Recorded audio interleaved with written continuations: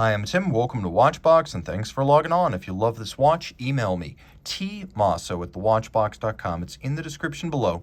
Your purchase and pricing email question line for buying this or any watch you see on any Watchbox platform. Please reach out to me directly. Email tmosso@thewatchbox.com for pricing. Today, we're discussing a model launched back in 2019. This is the Panerai Radiomir 8 Days PAM00992.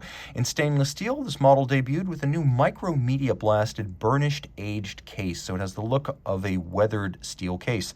The watch is 45 millimeters in diameter by 14.3 millimeters thick, 53.5 millimeters from lug to lug across the wrist, and it uses a 27 millimeter strap size. We'll throw this watch on my wrist, which is 16 centimeters in circumference. You can see it wears well. Don't be scared away by the 45 millimeter sizing. You can see the case itself comes nowhere near the edge of my wrist. It wears more like a 45 millimeter square case, which is to say a wrist as small as 14 centimeters should be able to wear it well. It should hold up decently against cuffs. As you can see, once I start loosening up my cuff, this watch immediately starts sliding underneath it. It's because it has such a dramatically triple-stepped case flank that it can start to slide underneath cuffs. So don't count on it fitting beneath a dress sleeve, but a jacket should be fine. Taking a look at the strap, you can see it's thick. Panerai does not short you the leather. It's brown calfskin with an ecru light contrasting stitch that matches the light Patina dial coloration. You can see the hot stamp 70s style OP logo. It's also on the crown. Rustic and raw in profile. You can see that this has been cut with very little effort made to clean up the flanks, giving it that raw military-inspired look, and that is the Panerai heritage. You can see this is a brand new Panerai strap in outstanding condition. We have a matching micro-media blasted burnishing on the steel trapezoidal pin buckle. Of course, this watch, a little bit of an anthology of elements. It doesn't reference any one specific model, although the wire lug Radiomir in general references the 3646 Italian Navy Panerai combat watches equipped during the 30s and the 40s. So this is known as a wire lug Radiomir. It's not really a welded-on wire like it would have been back in the 30s and 40s, but the term is used in contrast to the modern Radiomir 1940, which has larger, more permanent Luminor-style lugs. So these wire lugs can be detached by pulling the two screws on the bottom. Pull the screws, the lug comes out, it parts in the middle, and then you can fit a new strap. Whether you want to just fit a different colored leather strap from Panerai or put rubber on it so you can swim with it. It does have a screw-down crown. It is 100 meters water resistant, but I think the real attraction for strap swapping is the infinite variety of straps from a universe of independent custom makers that you will find for any modern Panerai watch.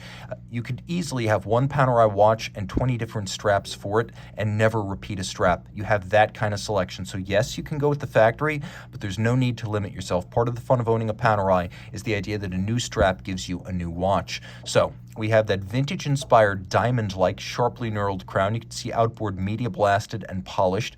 We have that burnished look. It is not a sand-blasted case. It's a very fine media, almost like a powder that blasts the case to create this muted shine.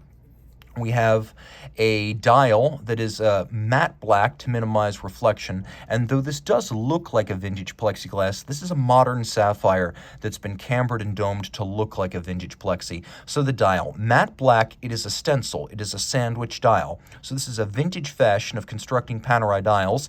You take a stencil with the numerals and the indices and you put it on top of a solid disc of lume.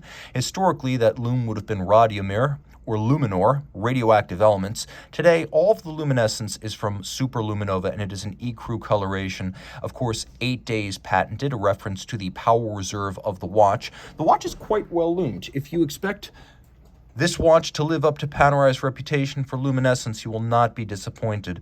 And you can see that even the sub-seconds is loomed here.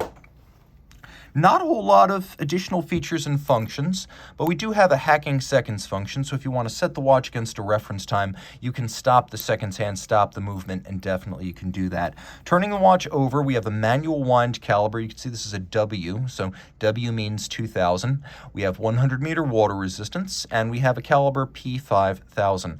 Now, this looks like a vintage Rolex Codebert or Angelus SF240 pocket watch movement, as Panerai would have used in the 30s, 40s, 40s, 50s, 60s, and so on. Before the modern era, they used pocket watch movements, manual wind to fill their big combat watches. So this has a large 3/4 plate with a lateral satination that's similar to those, but the specs are much higher. It is a Panerai exclusive movement. It is an 8-day power reserve with twin mainspring barrels. So courtesy of the twin barrels, you get that 8-day power reserve, but you also don't get a surge in amplitude when it's highly wound or a dearth of amplitude as it discharges. Two barrels are much more stable for timekeeping. We have a full balance bridge and a free sprung balance for shock tolerance and precise adjustment. It beats away at 21,600 vibrations per hour. All of this pivots on 21 joules. Reach out to Team Mosso at thewatchbox.com for purchase and pricing details of this Panerai Radiomir 8 Days PAM 992.